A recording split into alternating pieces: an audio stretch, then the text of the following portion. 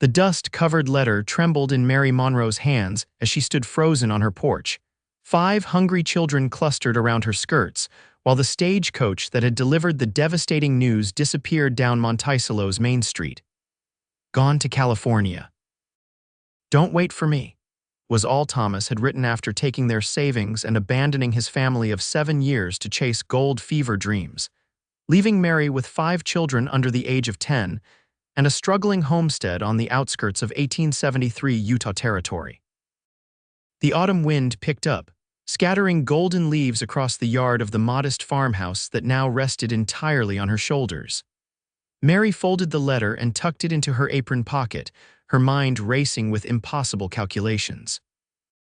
Winter was coming, the harvest had been poor, and now she stood alone with Elizabeth, age 9, Samuel, 7, the 5-year-old twins Joseph and Jacob, and little Rebecca, barely 3. "Mama," Elizabeth tugged at her skirt, her dark eyes serious beyond her years. "Is Papa coming home soon?" Mary swallowed hard, refusing to let her children see her tears. "No, sweetheart, Papa has gone away for a while." Forever, her mind whispered traitorously. She straightened her shoulders and ushered her children inside. "Come on now, let's get supper started." That night, after tucking her children into bed with promises that everything would be all right, lies that tasted bitter on her tongue, Mary sat alone at the kitchen table. The kerosene lamp cast flickering shadows across the room as she counted the meager coins in the tin box Thomas had overlooked in his haste to leave. It wouldn't be enough. Not for food through winter, not for seed come spring, not for the property taxes due to the territorial government. "Lord, give me strength," she whispered, head bowed over rough hands that had already seen too much work for a woman of 28. The following morning, Mary rose before dawn. She stoked the fire, kneaded dough for bread, and made a decision. She would have to find work in town. Elizabeth was old enough to watch the younger children for a few hours each day. It wasn't ideal, but they had no choice. Monticello was still a small settlement, with a main street consisting of a general store, a saloon, a small hotel, the sheriff's office, and a few other modest businesses. The town had grown slowly since its founding by Mormon settlers, but remained relatively isolated in the southeastern corner of Utah Territory. Mary tied her bonnet and smoothed down her best and only presentable dress before walking the half-mile into town. The general store seemed her best bet, or perhaps the hotel might need help with laundry. She'd take any honest work that would feed her children. The bell above the door jingled as Mary entered Harrington's general store. Mr. Harrington, a portly man with mutton chop whiskers, looked up from where he was stacking canned goods. "Morning, Mrs. Monroe," he said, his voice tinged with the sympathy that told Mary news traveled fast in Monticello. "Terribly sorry to hear about Thomas." Mary lifted her chin. "Thank you, Mr. Harrington. I was wondering if you might have any work available. Even just a few hours a day would help." The storekeeper's expression fell. "I wish I could help you, Mrs. Monroe. Truly I do, but business has been slow these past months. I can barely keep myself afloat." Her next stops yielded similar results. The hotel had just hired a laundress, and the seamstress didn't need an assistant. By midday, Mary's hopes had dwindled to nearly nothing. She stood on the boardwalk outside the saloon, hesitating. It wasn't proper for a respectable woman to enter such an establishment, but desperation was making impropriety seem less concerning. Just as she gathered her courage to approach the batwing doors, the thundering of hooves drew her attention. A cloud of dust announced the arrival of a small cattle drive, perhaps 30 head being guided into town by 3 riders. The lead cowboy sat tall in his saddle, his face shadowed by a wide-brimmed hat. As the cattle moved past toward the stockyard at the edge of town, Mary pressed herself against the building to avoid the dust and commotion. "Pardon, madam," called the lead rider, tipping his hat as he passed. Mary caught only a glimpse of sharp blue eyes and a sun-weathered face before he continued on. With a sigh, Mary turned homeward. She would try again tomorrow. Perhaps the new cattle in town meant the butcher would need extra help. It wasn't much, but it was a thread of hope to cling to. The children greeted her eagerly when she returned, their hopeful faces falling when she admitted she hadn't found work yet. "I'm hungry, Mama," Jacob said, his small hand clutching her skirt. "I know, sweetheart, we'll have some stew tonight."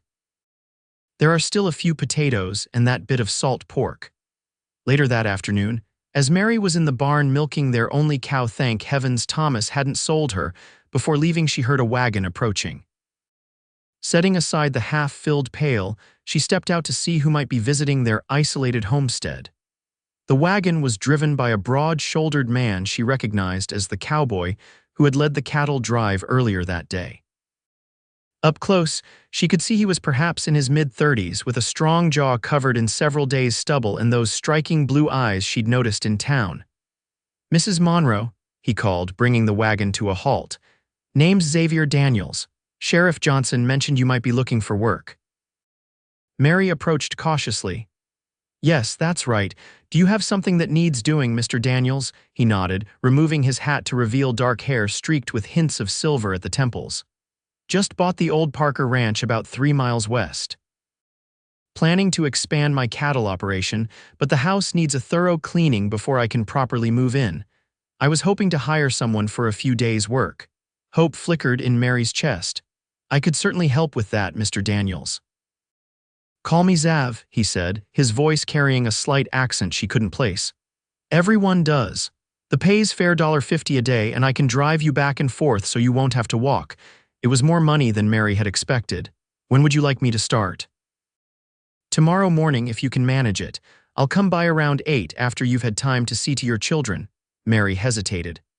"About my children, heard about your situation, madam. 5 little ones and a husband who took off for California gold." His expression softened slightly. Tough break. Heat flooded Mary's cheeks. The idea that her humiliation was common knowledge stung, but she couldn't afford pride. "Yes, well, I need to be back before dark each day to tend to them." Zav nodded. "Of course, I'll have you home by late afternoon. That work for you?" "It does." "Thank you, Mr. Daniels." "Zav," he corrected again, placing his hat back on his head. His eyes crinkled slightly at the corners when he added, "See you tomorrow, Mrs. Monroe." As promised, Zav arrived promptly at 8 the next morning. Mary had been up since dawn, preparing breakfast for the children and giving Elizabeth detailed instructions on caring for her siblings. "The twins are to stay in the yard," Mary told her daughter for the 3rd time. "And remember, if there's any trouble, go to Mrs. Jenkins next door," Elizabeth finished, nodding solemnly. "We'll be fine, Mama." Mary kissed each child goodbye, her heart heavy as she climbed onto the wagon beside Zav. The man gave her a sidelong glance as he flicked the reins. "They'll be all right," he said quietly. "Older than most when they start looking after the young ones." Mary's hands twisted in her lap. "It isn't right leaving them." "No," he agreed, surprising her with his candor, "but starving isn't right either." The journey to the Parker Ranch, now the Daniels Ranch, she supposed passed in relative silence. Zav wasn't a talkative man, it seemed. Mary was grateful she wasn't in the mood for idle chatter. The ranch house came into view after a winding drive through rolling hills dotted with scrub brush and juniper. It was larger than Mary had expected, a 2-story structure with a wide porch wrapped around the front. The barn and corral stood to one side, with a bunkhouse beyond. "Used to be one of the bigger spreads around," Zav explained, bringing the wagon to a halt. "Old man Parker ran about 200 head before his heart gave out last winter. His children sold it to me when none of them wanted to take it on." Mary nodded, taking in the property. It was impressive, but clearly neglected. Weeds had overtaken what once might have been a garden, and the house itself looked weather-beaten and forlorn. "It's just been sitting empty," Zav continued as he helped her down from the wagon. "I've been staying in town until I could get it livable." Inside, the house was in disarray. Dust coated every surface, mouse droppings littered the corners, and cobwebs festooned the ceiling. Several windows were cracked, and the kitchen stove was thick with grease and soot. "It's quite a job," Mary said diplomatically. Zav ran a hand through his hair. "Worse than I remembered. Look, if you want to back out." "No," Mary said firmly. "I need the work. Just point me to the cleaning supplies." For the next 3 days, Mary scrubbed and scoured, swept and polished. She attacked the house room by room, starting with the kitchen. Zav was often absent, seeing to his cattle and meeting with neighboring ranchers, but he always returned midday with lunch for them both. On the 3rd day, as they sat on the porch eating sandwiches, Mary finally asked the question that had been nagging at her. "Why did you really hire me, Mr. Daniels?" There must be unmarried women in town who would have been happy for the work. Xav considered her for a moment. Sheriff mentioned your predicament, said you had 5 young ones and a husband who abandoned you. He shrugged. Figured you needed the money more than most. Charity then, Mary said, unable to keep the bitterness from her voice. No, madam, Xav replied evenly. You've earned every penny. This place hasn't been this clean in years, I'd wager. They finished their meal in silence. As Mary returned to work, she found herself watching Xav when he wasn't looking. There was something about the cowboy that intrigued her, a quiet steadiness that reminded her of the mountains in the distance. Solid, dependable. By the end of the week, the house was transformed. Sunlight streamed through clean windows, the floors gleamed with beeswax polish, and even the ancient stove looked almost new. You've done a miracle here, Mrs. Monroe, Xav said as he surveyed the kitchen. Mary, she offered, surprising herself. If I'm to call you Xav, you should call me Mary. He smiled, the first real smile she'd seen from him, and the expression transformed his weathered face. Mary then, I've been thinking, this job's done, but I could use regular help around here. Cooking, laundry, that sort of thing, 2 days a week maybe, hope surged in Mary's chest. That would be very welcome. Good, he nodded decisively. Tuesdays and Fridays work for you, same pay.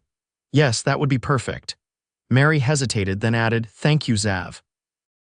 This means more than you know. As they rode back to her homestead that evening, Mary felt lighter than she had in weeks.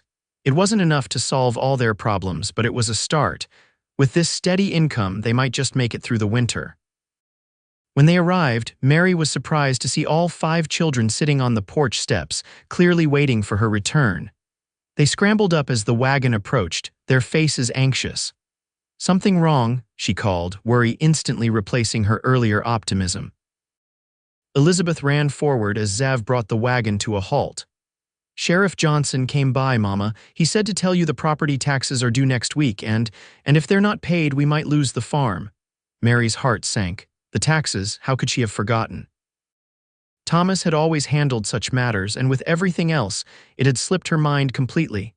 The amount would be substantial, far more than she'd earned from cleaning for Xav. I see, she said, forcing calm into her voice as she climbed down from the wagon. Thank you for telling me, Elizabeth. Xav had remained silent, but as Mary turned to thank him for the ride, she found his expression thoughtful. How much do you owe? He asked quietly. Mary shook her head. It's not your concern, Mr. Daniels. We'll manage somehow. He studied her for a moment, then nodded. I'll be by on Tuesday morning then. As he drove away, Mary gathered her children close, trying to hide her desperation.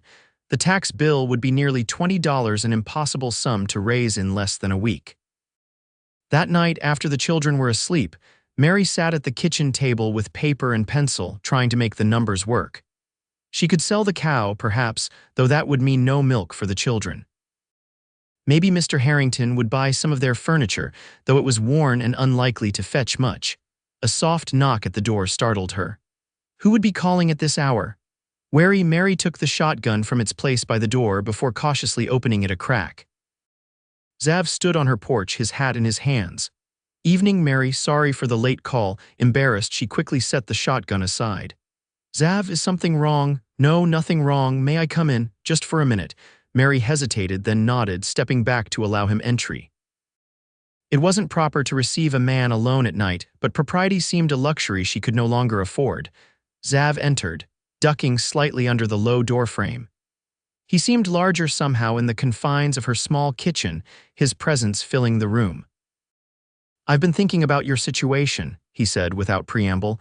You need money for the taxes and you need it soon. Mary stiffened. As I said, we'll manage. I don't doubt your determination, he replied, but I have a proposition that might help us both. Suspicion flared. What sort of proposition? A business arrangement of sorts. Xav set his hat on the table and met her eyes directly. I need a housekeeper full-time, someone to cook, clean, and generally make that big empty house into a proper home. The pay would be enough to cover your taxes and provide a steady income. Mary frowned. You're offering me a live-in position. I can't leave my children. No, he interrupted. I'm suggesting you all come. The house has 5 bedrooms, more than enough space for you and your children. Mary stared at him, speechless. The offer was unexpected, generous even, but something didn't add up. Why would you do this? You hardly know us. Zav's expression softened slightly. I know what it's like to struggle, Mary, to feel like the whole world's against you, and… He hesitated, then continued, I've been alone a long time. That house is too quiet. Having a family there, even if they're not my own, would be a welcome change. Mary sat down heavily, her mind racing. It was a solution, certainly. The taxes would be paid, they'd have a roof over their heads, food on the table. But to move her family to a stranger's home, to put their fate in the hands of a man she barely knew, I need time to think, she said finally. Zav nodded. Of course, but time is short for those taxes. He picked up his hat. I'll come by day after tomorrow for your answer. Whatever you decide, I'll respect it. After he left, Mary sat long into the night weighing her options. By dawn, she had made her decision. 2 days later, when Zav's wagon rolled up to the homestead, Mary and her children were waiting with their meager belongings packed and ready. It wasn't ideal, but it was their best chance. We accept your offer, Mary told him as he helped load their trunks onto the wagon. But I want to be clear, this is a business arrangement only. I work for you, nothing more. Zav's expression revealed nothing as he nodded. Understood, Mrs. Monroe, strictly business. The children, excited by the adventure of moving to a new home, chattered happily as they climbed aboard the wagon. Only Elizabeth seemed to sense the gravity of their situation, her young face solemn as she settled beside her mother. It'll be all right, won't it, Mama? She whispered. Mary squeezed her daughter's hand. Yes, sweetheart, we're going to be just fine. The journey to the ranch passed quickly, the children's excitement growing as the house came into view. It's so big, Samuel exclaimed, his eyes wide with wonder. Like a castle, agreed Joseph, while his twin Jacob nodded vigorously. Even little Rebecca clapped her hands in delight. Pretty house. Mary felt a pang of guilt and gratitude mingled together. Her children deserved this, a proper home, space to play, security. If working for Zav could provide that, she would do whatever it took. Upon arrival, Zav showed them to their rooms. The children would share 2 adjoining bedrooms upstairs, while Mary was given a small but comfortable room on the main floor, not far from the kitchen. My room's upstairs at the end of the hall, Zav explained as he helped bring in their belongings. I keep to myself mostly, so you'll have your privacy. The first few days were an adjustment for everyone. The children explored every corner of the house and yard, while Mary established routines for meals and chores. Zav was often busy with ranch work, but he made a point to take his meals with them, much to the children's fascination. You shoot bad guys, Mr. Zav. Samuel asked one evening over dinner. Samuel, Mary scolded, that's not appropriate dinner conversation, but Zav just chuckled. Not if I can help it. Most of my days are spent chasing stray calves and fixing fences. Boring, declared Jacob with a child's blunt honesty. Sometimes, Zav agreed good-naturedly, but there's something satisfying about watching your herd grow, knowing you've built something that'll last. As the days turned into weeks, an unexpected rhythm developed. The children began to look forward to Zav's return each evening, running to greet him with tales of their day's adventures. For his part, Zav showed surprising patience with their endless questions and boundless energy. One afternoon, Mary found him sitting on the porch with Rebecca on his knee, teaching her to whittle a simple wooden toy. The tenderness in his expression as he guided the little girl's hands made Mary's heart catch unexpectedly. Careful now, he was saying gently. Wood's got a grain to it, like a current in water. You go with it, not against it. Rebecca nodded seriously, her small face scrunched in concentration. When she spotted her mother, she beamed proudly. Look, Mama, I'm making a horsey. I see that, sweetheart, Mary said, smiling. It's lovely. Zav glanced up, something warm and unfamiliar in his blue eyes. She's got a steady hand, natural talent. That evening, after the children were asleep, Mary found herself lingering in the kitchen brewing a pot of tea. She wasn't surprised when Zav joined her, as had become their habit these quiet moments after the day's work was done. The children seemed to be settling in well, he commented, accepting the cup she offered. Mary nodded, taking the chair opposite him at the kitchen table. Yes, they are. Better than I expected, actually. You've been very kind to them. They're good kids. Zav stared into his tea. Smart, resilient, like their mother, Mary said wryly. Zav looked up, his gaze direct. Yes, exactly like their mother. Something fluttered in Mary's chest at his words, a feeling she quickly suppressed. This was a business arrangement, nothing more. She couldn't afford to complicate matters with foolish emotions. "I wanted to thank you," she said, changing the subject, "for paying the taxes. The sheriff sent confirmation that the homestead is secure." "You're earning it," Xav replied simply. "This place hasn't run this smoothly ever." A comfortable silence fell between them. Outside, the November wind whistled around the eaves of the house, reminding them that winter was approaching. "Christmas is coming," Xav said suddenly. "The children probably have expectations." Mary sighed. "I've been trying not to think about that. We've never had much, but Thomas always managed to get them each a small gift. This year, I'd like to help," Xav offered. "If you don't mind, nothing extravagant, but perhaps a trip into town. Let them each pick something from the general store." Mary's pride warred with practicality. "That's very generous, but consider it a Christmas bonus," Xav interrupted gently, "for all your hard work." After a moment's hesitation, Mary nodded. "Thank you, they would love that." As November gave way to December, the ranch transformed under Mary's care. Fresh curtains appeared at the windows, made from fabric Xav had brought from town. The aroma of home-cooked meals and freshly baked bread filled the house, and in the evenings, the sounds of children's laughter echoed through rooms that had been silent for too long. Mary found herself watching Xav more and more, the way he listened intently when the children spoke, as if their words held great importance. The quiet competence with which he handled ranch work. The rare but transformative smile that occasionally lit his face. One snowy afternoon, Mary was kneading bread dough when she glanced out the kitchen window to see Xav teaching the boys how to build a snow fort. His deep laugh carried across the yard as Samuel dumped a handful of snow on his head in retaliation for something. The sight made Mary's hands still, a strange ache building in her chest. "This is dangerous," she warned herself. "Don't start wanting what you can't have," but the warning came too late. Something had shifted, changing the nature of her feelings toward the quiet cowboy who had rescued her family from disaster. The day before Christmas, Xav drove them all into town as promised. Monticello had embraced the holiday spirit, with garlands of evergreen adorning the storefronts and candles glowing in windows. The children bounced with excitement as they entered Harrington's general store, eyes wide at the display of toys and candies.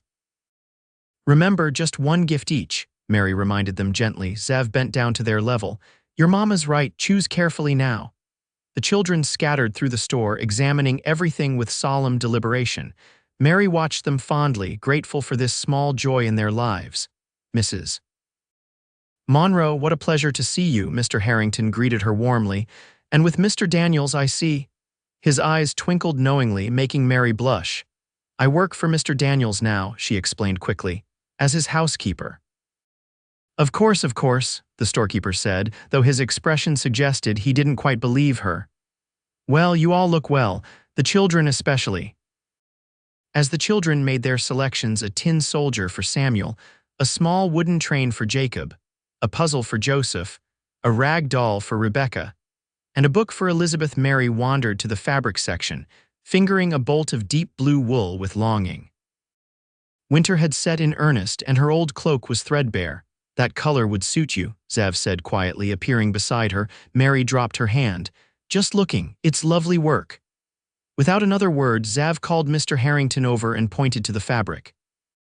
"We'll take enough for a woman's cloak and the matching ribbon too." "Xav, no," Mary protested. "Christmas gift," he said firmly. "From me to you, no arguments." On the ride home, with the children clutching their wrapped presents and Mary's new fabric carefully packed away, snow began to fall again, coating the landscape in pristine white. The beauty of it struck Mary anew, this wild, harsh land that somehow managed to be breathtaking in its severity. "I've never seen a Christmas snow so perfect," she murmured. Beside her, Xav nodded. "Best one in years, good omen, my mother used to say." "Your mother, you've never mentioned your family before." Xav was silent for a moment. "Not much to tell, parents were immigrants. Came over from Ireland when I was small, both gone now, no siblings." "I'm sorry," Mary said softly. He shrugged. "Long time ago, but Christmas was special to my mother. She'd save all year to make it memorable, even when we had almost nothing." "Mine too," Mary said, surprised by the connection. She died when I was 16, but I remember how she'd hang sprigs of pine around our cabin and tell stories by the fire on Christmas Eve. They shared a smile, a moment of understanding passing between them. It struck Mary then how little she knew about this man who had become so central to their lives. Christmas morning dawned bright and clear. Mary rose early to prepare a special breakfast, only to find Xav already in the kitchen, stoking the fire in the stove. "Merry Christmas," he said, straightening up. "Thought you might like to sleep in for once." "Merry Christmas," she replied, touched by his consideration. "Though sleeping in is impossible with 5 excited children in the house, they'll be down any minute." As if on cue, the patter of feet on the stairs announced the children's arrival. They burst into the kitchen in their nightclothes, eyes bright with anticipation. "Is it time for presents?" Samuel asked eagerly. "After breakfast," Mary insisted, though she couldn't help smiling at their excitement. Breakfast was a joyful affair. With special treats, Xav had secretly arranged oranges for each child, a luxury they rarely experienced, and candy sticks in bright colors that drew gasps of delight.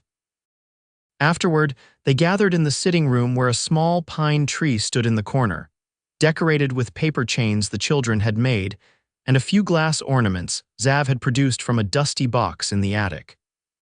The children opened their gifts with reverent care, each treasuring their chosen item. Mary had managed to knit mittens for each child, working late into the night over the past weeks, and these too were received with genuine appreciation. "There's one more surprise," Xav announced when it seemed all the presents had been opened. He disappeared into the hall and returned with something large covered by a blanket. Removing the cover, he revealed a beautifully crafted rocking horse, its wooden body painted dapple gray with a real horsehair mane and tail. The children gasped in unison. "For all of you to share," Xav explained, "though I suspect Rebecca might claim first rights, being the youngest." The little girl approached the rocking horse cautiously, reaching out to touch its mane with wondering fingers. "Mine," she asked, looking up at Xav. "Yours and your brothers and sisters," he corrected gently, lifting her onto the saddle. "Like this, see." As Rebecca began to rock, her delighted giggles filling the room, Mary felt tears prick her eyes. This quiet, generous man had given her children a Christmas they would never forget. Later, when the excitement had settled and the children were playing with their new treasures, Xav handed Mary a small package wrapped in brown paper. "The fabric wasn't your only gift," he said, watching as she carefully unwrapped it. Inside, nestled on a bed of cotton, lay a silver locket on a delicate chain. It was simple but beautiful, with a subtle pattern etched into its surface. "Xav," Mary breathed, "it's lovely, but I couldn't possibly—" "You can and you will," he interrupted firmly. "Every woman should have something beautiful that's just for her." With trembling fingers, Mary opened the locket. It was empty inside, waiting for memories to be preserved. "Thank you," she whispered, unable to express the fullness in her heart. Xav simply nodded, but his eyes conveyed what words could not. Something was growing between them, something neither had planned or expected. That evening, after a feast of roast chicken and all the trimmings, the family gathered around the fireplace. The children, tired from their exciting day, listened drowsily as Mary read from Elizabeth's new book of fairy tales. Xav sat slightly apart, watching the domestic scene with an expression Mary couldn't quite decipher. When she finished reading and began herding the sleepy children upstairs to bed, he stood to help. "I can manage," she assured him. "I know you can," he replied, "but you don't have to do everything alone, not anymore." The simple statement, spoken so matter-of-factly, nearly undid her. For months she had carried the weight of her family's survival alone, convinced that she could rely on no one but herself. Yet here was this man, offering to share that burden without expectation or demand. After the children were tucked in, Mary and Xav returned to the sitting room. The fire had burned low, casting a warm glow over the comfortable space. Mary took a seat on the sofa, and after a moment's hesitation, Xav joined her. "Thank you," she said quietly, "for everything. This has been more than I could have hoped for." "It's been good for me too," he admitted. "Having you all here makes this place feel like a home instead of just a house." They sat in companionable silence for a while, watching the fire. Outside, snow had begun to fall again, soft flakes drifting past the window. "I've been thinking," Xav said finally, "about the future." Mary glanced at him, suddenly wary. "Oh, this arrangement we have, it's working well, I think, but I wonder if it might be improved upon." Improved? Mary's heart began to beat faster. "In what way?" Xav turned to face her fully, his expression earnest. "I care for you, Mary. For your children, too. These past weeks have shown me what I've been missing all these years. A family, a purpose beyond just building a ranch." Mary's throat tightened. "Xav, let me finish, please," he said gently. "I'm not asking for anything you're not ready to give. But I want you to know that if someday you might consider a more permanent arrangement, I would be honored." "Are you proposing?" Mary asked incredulously. A hint of a smile touched Xav's lips. "Not yet, that would be presumptuous. I'm just laying the groundwork. Letting you know where I stand." Mary looked down at her hands, emotions warring within her, fear, hope, confusion, and something dangerously close to longing. "I don't know what to say," she admitted. "After Thomas left, I swore I'd never trust a man again." "Understandable," Xav nodded. "And I'm not asking you to trust me overnight. Just consider the possibility, that's all." He rose from the sofa, giving her space. "Think about it, no rush, no pressure. Whatever you decide, nothing changes unless you want it to." After he bid her good night and headed upstairs, Mary remained by the fire, her thoughts in turmoil. Could she open her heart again? Risk not only her own happiness but her children's as well? Yet Xav had proved himself reliable, kind, generous. He was nothing like Thomas, who had been charming but irresponsible, full of grand promises he rarely kept. As winter deepened, life at the ranch fell into a comfortable routine. The children thrived, growing stronger and more confident under Xav's quiet guidance and Mary's loving care. Elizabeth, especially, blossomed, helping with the younger children and beginning to learn basic ranch skills from Xav, who treated her questions with the same respect he would give an adult. January brought heavy snows that isolated the ranch for days at a time. During these snowbound periods, the family drew closer, with long evenings spent playing games, telling stories, or simply enjoying the warmth of the fire and each other's company.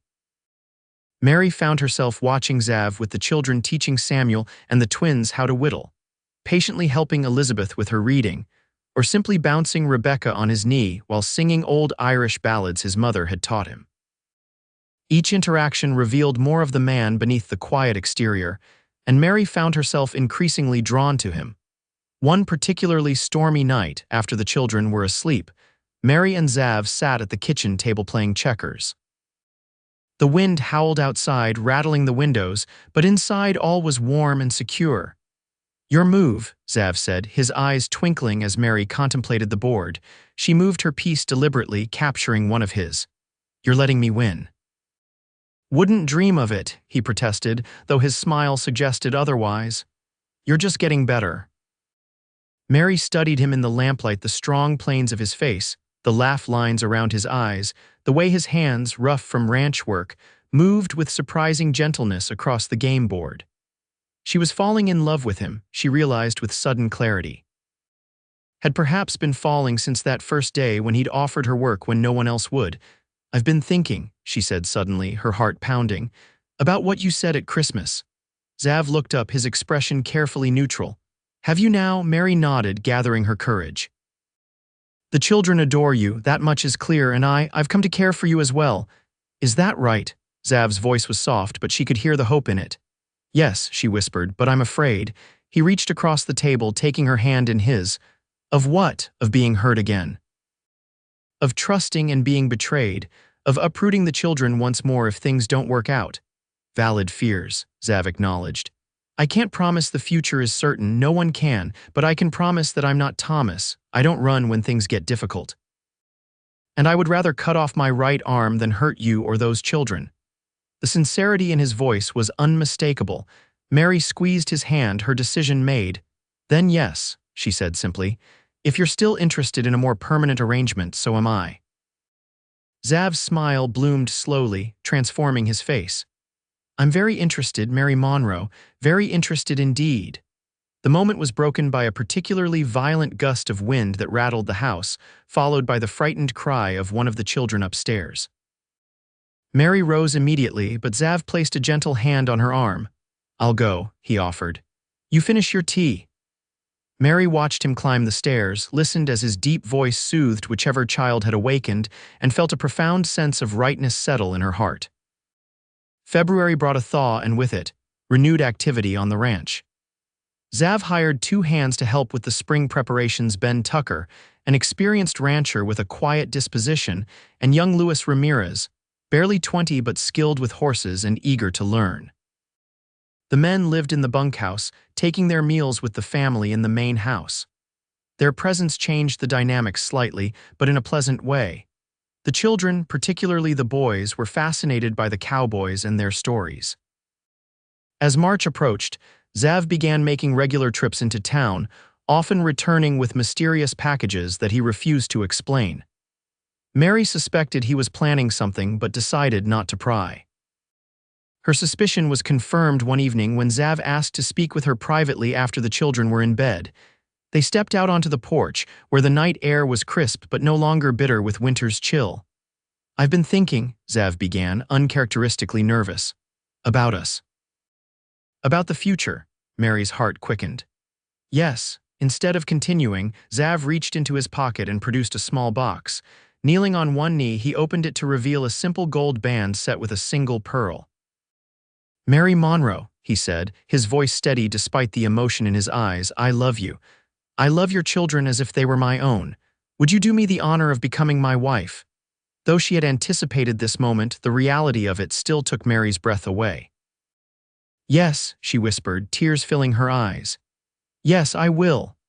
Xav slipped the ring onto her finger, then stood and drew her into his arms. Their first kiss was gentle, tentative, a promise of the life they would build together. When they finally separated, Mary laughed softly. "What will the children say?" "Let's find out," Xav suggested, his eyes bright. "Tomorrow at breakfast." The next morning, with the family gathered around the table, Xav cleared his throat. "I have an announcement," he said, taking Mary's hand in his. "I've asked your mother to marry me, and she said yes." There was a moment of stunned silence, then a cacophony of reactions. Elizabeth clapped her hands in delight, Samuel and the twins whooped with excitement, and little Rebecca looked confused. "Does this mean you'll be our papa now?" Jacob asked, eyes wide. Xav's expression softened. "If you'll have me, yes, I'd be proud to be your papa." "But what about our real papa?" Joseph asked, his brow furrowed. "What if he comes back?" Mary exchanged a glance with Xav, then addressed her son gently. "Your father made his choice, Joseph. He left us to find his own path, and now we've found ours with Xav." "I'm not trying to replace your father," Xav added carefully, "but I promise to care for you, protect you, and love you as if you were born mine. That's a promise I won't break." The sincerity in his voice seemed to satisfy Joseph, who nodded solemnly. "When will you get married?" Elizabeth asked, practical as always. "Next month," Mary replied. "A small ceremony here at the ranch with Reverend Collins from town." The children peppered them with questions throughout breakfast. Would there be cake? Could they have new clothes? Would they still live in the same house? And Mary answered each one patiently, her heart full. Later, when the children had scattered to their morning activities, Xav pulled Mary close. "Happy," he murmured against her hair. "More than I ever thought possible," she admitted. "I never expected to find love again, especially not like this." "Like what?" Xav asked, curious. Mary smiled up at him. "Complete, as if I found a piece of myself I didn't know was missing." News of their engagement spread quickly through Monticello. Most reactions were positive. The townsfolk had watched Mary's struggle with sympathy and were pleased to see her fortune change. A few raised eyebrows at the speed of the romance, but such gossip held little power against the happiness Mary and Xav had found. The weeks leading up to the wedding were busy with preparations. Mary sewed new dresses for herself and Elizabeth, while Xav ordered new suits for the boys from the tailor in town. The ranch hands, Ben and Luis, helped transform the barn into a suitable venue for the ceremony and celebration, hanging lanterns and building long tables for the feast. On the morning of the wedding, Mary stood in her bedroom, examining her reflection in the mirror. The dress she had made was simple but elegant, pale blue cotton with delicate lace at the collar and cuffs. Her hair was arranged in a soft updo with a few curls framing her face, and around her neck hung the silver locket Xav had given her for Christmas, now containing a tiny photograph of all 5 children. A knock at the door announced Elizabeth. resplendent in a new dress of pale yellow. "You look beautiful, Mama," she said, her eyes shining with admiration. "So do you, my love," Mary replied, embracing her daughter. "Are your brothers and sister ready?" Elizabeth nodded. "Samuel and the twins are in their new suits and Rebecca is in her dress. She's been very careful not to get it dirty, just like you asked." "Excellent," Mary smiled. "And how are you feeling about today, about everything changing?" Elizabeth considered the question with her usual thoughtfulness. "I like Mr. Zav. He's kind and he makes you smile." "I haven't seen you smile like that in a long time." "He makes me very happy," Mary agreed. "Then I'm happy too," Elizabeth said simply. "And I think it will be nice to have a papa again, one who stays." Mary hugged her daughter tightly, touched by her wisdom and acceptance. The ceremony itself was simple but beautiful. Reverend Collins officiated as Mary and Zav exchanged vows beneath an arch of spring flowers. The children stood close by, Elizabeth holding Rebecca's hand to keep the excited 3-year-old from wandering off during the service. When Reverend Collins pronounced them husband and wife, and Zav kissed his bride, the gathered guests' neighbors, townspeople, and ranch hands erupted in cheers and applause. The celebration afterward was joyous. Tables groaned under the weight of food contributed by neighboring ranches and farms. A fiddler and guitarist played lively tunes that soon had everyone dancing on the hard-packed earth of the barn floor. As evening fell, lanterns were lit, casting a golden glow over the festivities. Mary found a moment of quiet with her new husband, standing slightly apart from the celebration. "Mrs. Daniels," Zav said, testing the name with evident pleasure, "has a nice ring to it." "It does," Mary agreed, leaning against his solid warmth. "Though it may take some getting used to, we have time," Zav replied, his arm tightening around her waist. "A lifetime." As they watched, Rebecca toddled over to them, her dress slightly rumpled but her face alight with excitement. "Dance, Papa?" she asked, holding her arms up to Zav. The words spoken for the first time brought tears to Zav's eyes. Without hesitation, he scooped Rebecca up and spun her in a gentle circle, her giggles ringing out over the music. Mary watched them, her heart so full it threatened to overflow. From the depths of despair, she had found her way to this moment of pure joy. The road ahead might not always be smooth, life rarely was, but she was no longer walking it alone. Later that night, after the guests had departed and the children were tucked into bed, Mary stood on the porch with Zav, gazing up at the star-filled sky. "I never thanked you properly," she said softly. "For what? For that day you came to the homestead, for offering me work when I was desperate, for seeing value in me when I felt worthless." Zav turned her gently to face him. "You were never worthless, Mary, never. Thomas was a fool to leave you, but I can't say I'm sorry he did."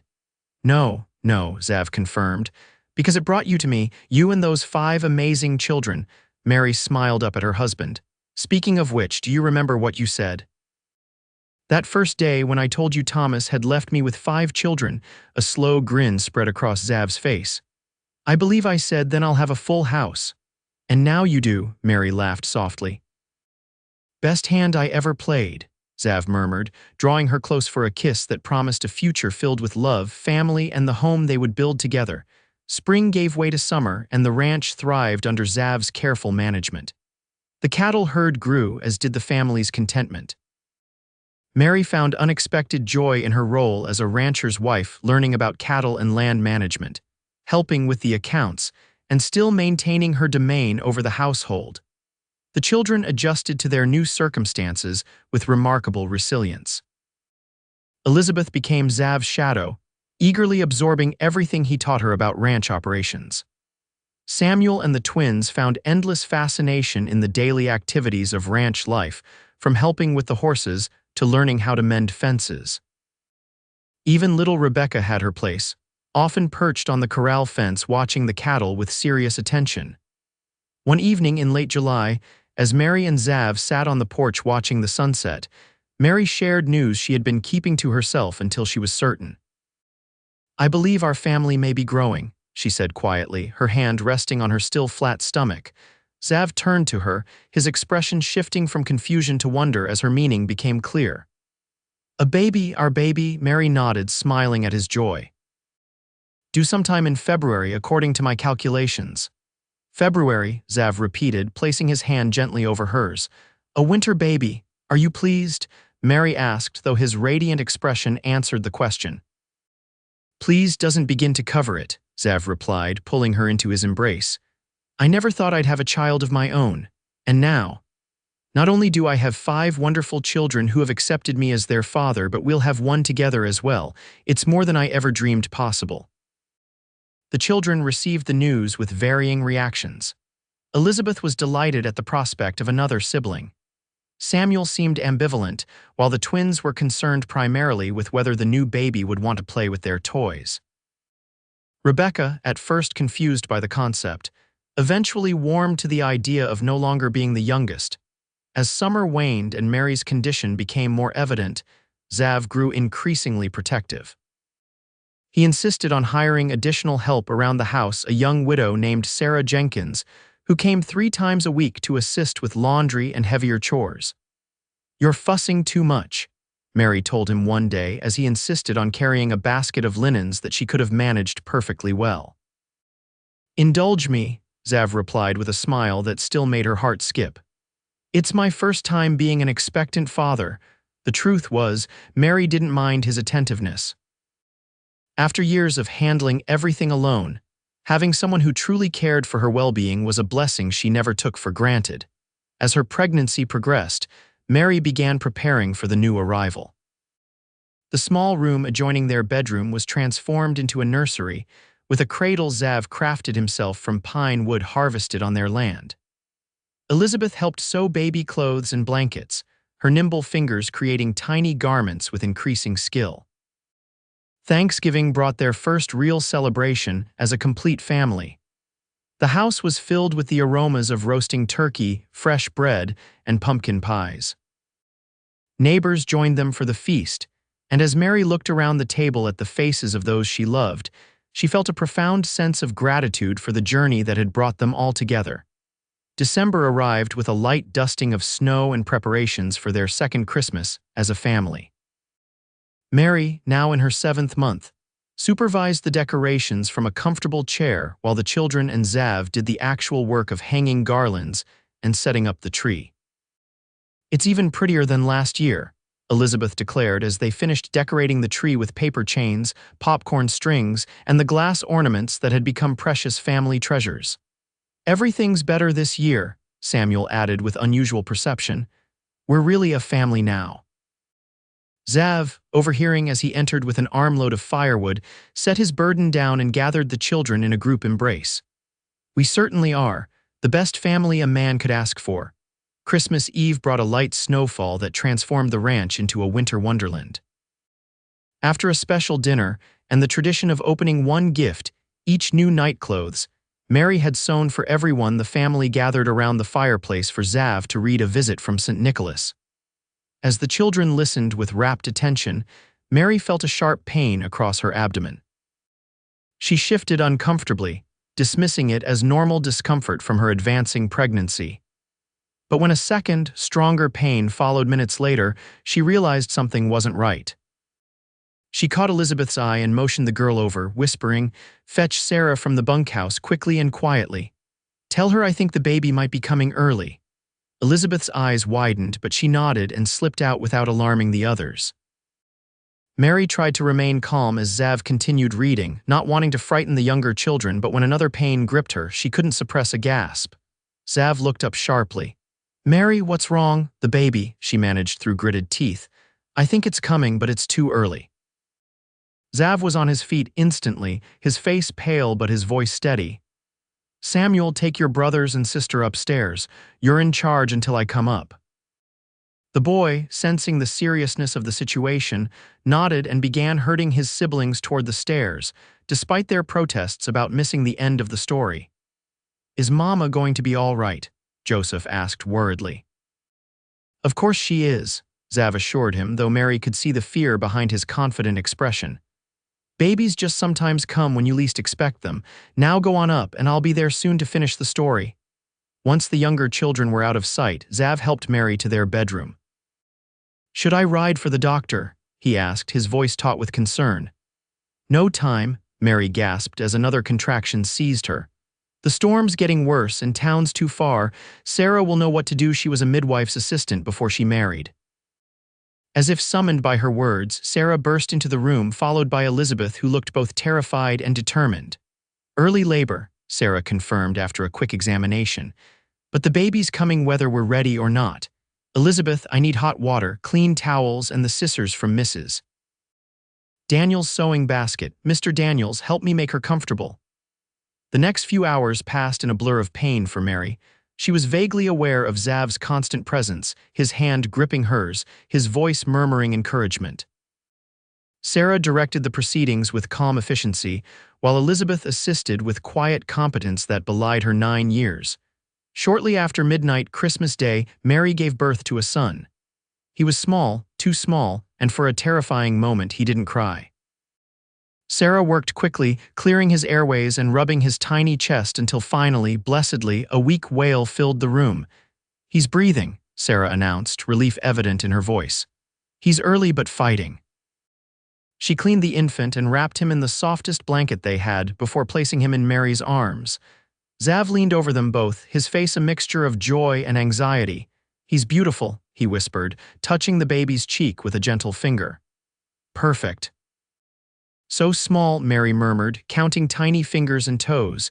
But strong, I can tell. What will you name him? Elizabeth asked from the foot of the bed, her eyes wide with wonder. Mary looked at Xav, who nodded for her to decide. Matthew, she said softly. Matthew Xavier Daniels. A Christmas gift, Xav said, his voice thick with emotion. The best one I've ever received. The next morning, after Sarah had assured them that both mother and baby were stable, the other children were allowed to meet their new brother. They filed in quietly, having been sternly instructed by Elizabeth about the importance of being gentle around the baby. He's so tiny, Samuel observed, peering cautiously at the bundled infant. Will he get bigger? Jacob asked. Every day, Xav assured him. Before you know it, he'll be running around after you boys.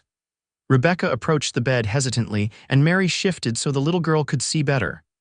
Baby brother, Rebecca said solemnly, then placed a gentle kiss on Matthew's forehead. The gesture, so spontaneous and tender, brought fresh tears to Mary's eyes. This was her family, not perfect, not conventional, but bound together by love that had overcome abandonment, hardship, and fear. The days following Matthew's birth were challenging. The baby required constant attention, needing to be fed every hour and kept warm in the cold winter weather. Mary recovered slowly, tired from the difficult birth and anxious about her premature son's health. Xav proved himself an invaluable partner, taking on many of the household responsibilities while still managing the ranch.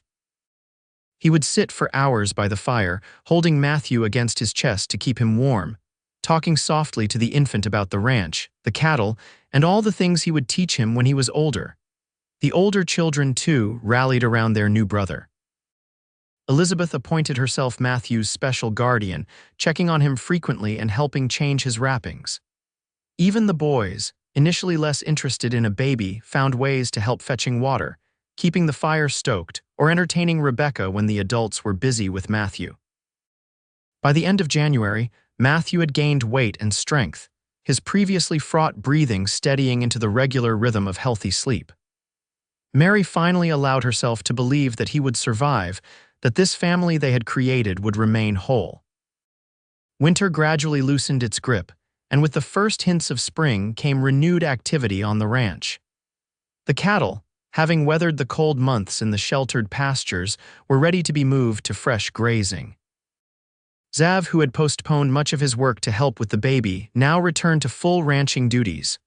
One evening in early April, as Mary sat on the porch nursing Matthew, Xav joined her, his expression thoughtful.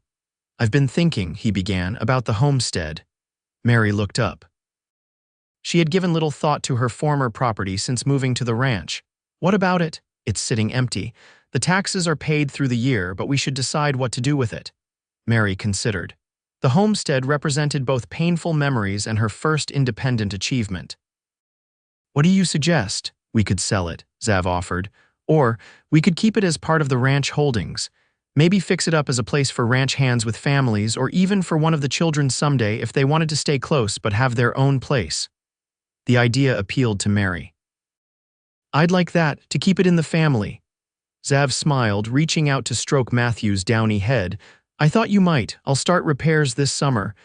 As spring progressed into summer, the Daniels ranch prospered. The cattle herd grew, as did the family's reputation for fair dealings and quality stock. Xav expanded their operations, hiring additional hands and purchasing neighboring land when it became available. Matthew thrived alongside the ranch, growing from a fragile newborn into a sturdy infant with Xav's blue eyes and Mary's dark hair. His first smile, first laugh, and first attempts at crawling were celebrated milestones that brought the family together in shared joy. On a warm evening in August, as the family gathered on the porch to enjoy the cooler air after a hot day, Mary looked around at the life they had built. Elizabeth, now 10, was reading to Rebecca and Matthew. Samuel and the twins were engaged in an animated discussion about a horse Xav had promised to let them help train. Xav, noticing her contemplative expression, took her hand. Penny for your thoughts, Mrs. Daniels, Mary smiled, squeezing his fingers. I was just thinking about how far we've come. A year and a half ago, I was facing ruin, wondering how I'd feed my children through the winter. And now, Xav prompted. Now we have this, she gestured to encompass the ranch, the children, the life they shared. A home, security, love. From 5 children to 6, Xav mused. A full house indeed. The fullest, Mary agreed, resting her head on his shoulder, and I wouldn't change a single card in the deck. As twilight deepened into night, stars appeared overhead, countless points of light in the vast Utah sky. Mary Daniels, once abandoned and desperate, now sat surrounded by love, secure in the knowledge that whatever challenges tomorrow might bring, she would face them not alone, but with the family that had been forged through hardship and bound by love. And in the years that followed, as the children grew and the ranch prospered, the story was often told of a desperate woman with 5 children, a kind-hearted cowboy who saw their worth, and how they built a life together that was richer and more fulfilling than either could have imagined alone. It became a family legend, passed down through generations. How Xavier Daniels had looked at Mary Monroe and her 5 fatherless children and declared, "Then I'll have a full house," and proceeded to build exactly that, one day at a time with patience, determination, and unwavering love.